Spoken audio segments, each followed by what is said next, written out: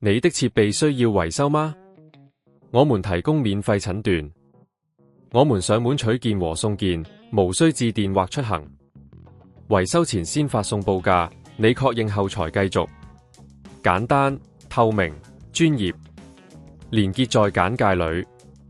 如果你的 Dyson SV17 吸塵器經常自動關機，可能係由於電池問題或內部故障引起。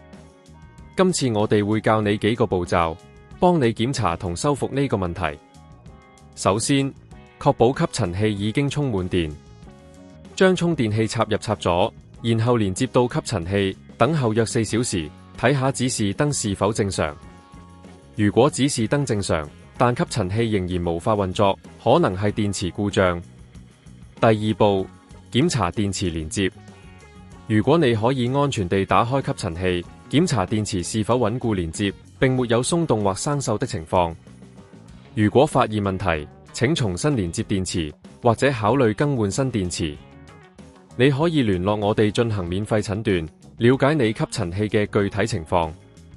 如果以上檢查後問題仍然存在，可能係內部電路故障，建議你將吸塵器送到專業維修中心。我哋提供上門取件送件服務，方便你無需親自到店，省時又省力。在維修前，我哋會提供報價，讓你清楚知道維修費用，避免任何意外支出。